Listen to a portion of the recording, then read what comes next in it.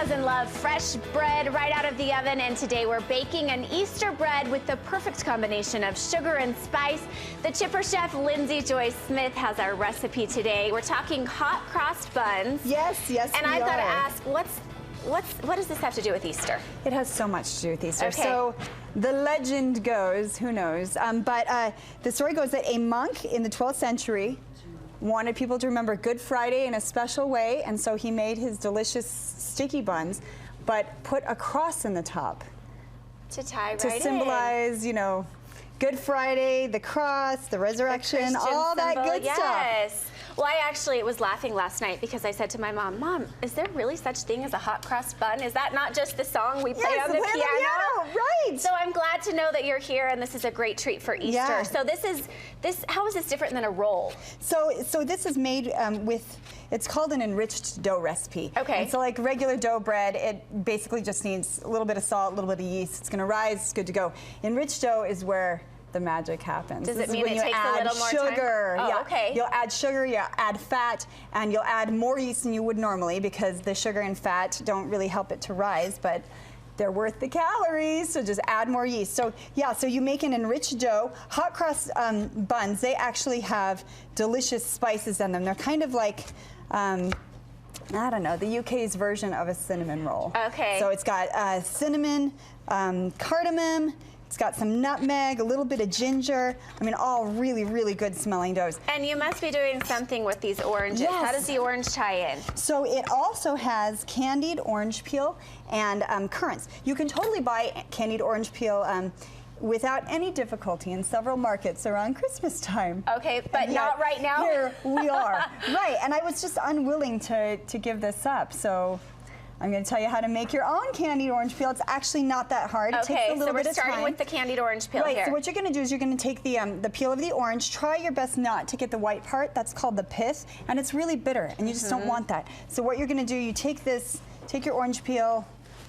I just peeled it with a vegetable peeler. And then chopped it up. Chopped it up, pop it in the water, and then you're going to let this guy sit. Are you boiling this? Yes, you're going to boil it. Okay. You're going to boil simmer for like half an hour. Okay. It's just to get all the acidity out. You're going to drain it, then you cook it again for another half an hour in a simple sugar syrup, and that's equal parts water, equal parts sugar. And then the last, but not the least part, you drain it with a slotted spoon, pop it in an oven to dry at the lowest temperature. I've got it like 175 over here on a rack, and voila.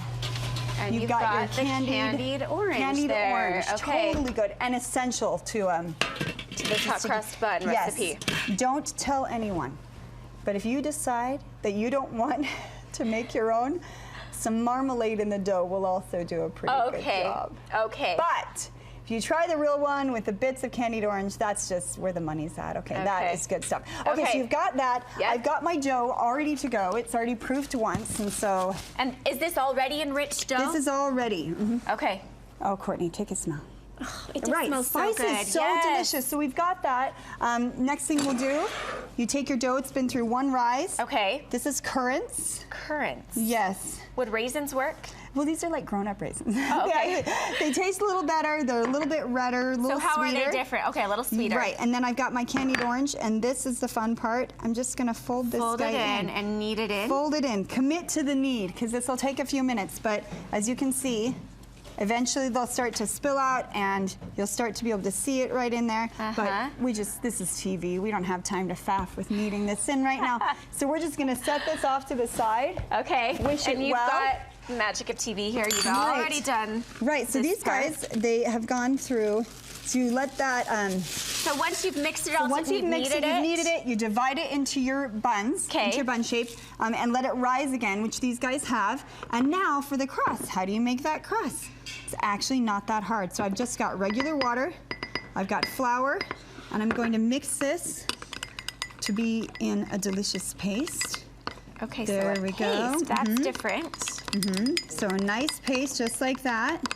Now is where it becomes a little bit more fun. I'm gonna put my paste in just a bag like this. Gonna hold the bag? Yeah, that'd be great. So I'm gonna put it right there in a bag. And this is not necessarily what you'd assume. So here are your choices.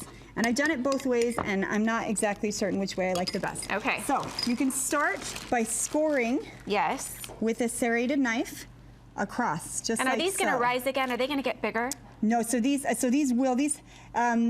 I'd like them to rise a little more than what they have right now, Okay. but at this stage, they're supposed to be ready to go. Okay. So you can score it, or you can ditch the score. You've got your Ziploc here. I'm gonna take scissors, cut the tip off there. cut their little tip off just like that. Make sure you don't get your tip back in your roll. Got it. And now I'm just gonna pipe across. And this is just flour and water. This is just flour and water. And what exactly does this do? I mean, other than make the beautiful cross on the That's what roll. it does. It doesn't actually detract from the taste either. It just Okay. gets absorbed right in there.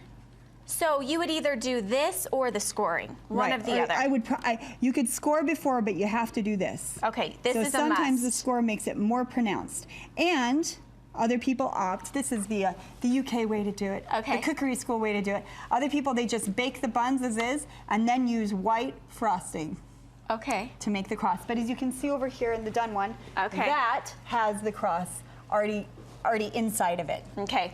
Sweet, spicy. You Sweet, served spicy. it there with a little candied butter? And so this is actually marmalade natural honey butter. Oh, wow. It's just incredible. Okay. So, cup of butter, half a cup of honey, half a cup of marmalade, teaspoon of vanilla, whipped up to heaven consistency. Looks and then you have it. delicious. And our shine, Courtney, our shine is just accomplished by Sugar and about milk. a teaspoon of sugar inside milk, about 5 minutes. So these will bake at 400 degrees for 20 minutes. After 15 minutes, pull them out of the oven again, brush them with the sugar milk mixture, pop it in, done. Okay. Delicious. Great. Thanks so much, Lindsey, for joining us and Yeah. teaching us how to make these hot crossed buns. Where can people find you? Thechipperchef.com, and I'm also going to be at a cooking competitions taking place at the PrepperCon on the 21st, 22nd of April, and I'm hosting Let's Make a Meal. There are going to be prizes. It's going to be so much fun, and I'll also be at an event on the 27th down at Trolley Square, Operation Underground Railroad, a fundraiser to help kids caught in slavery. Okay. So Great. Thanks. fun. Thanks, Lindsey.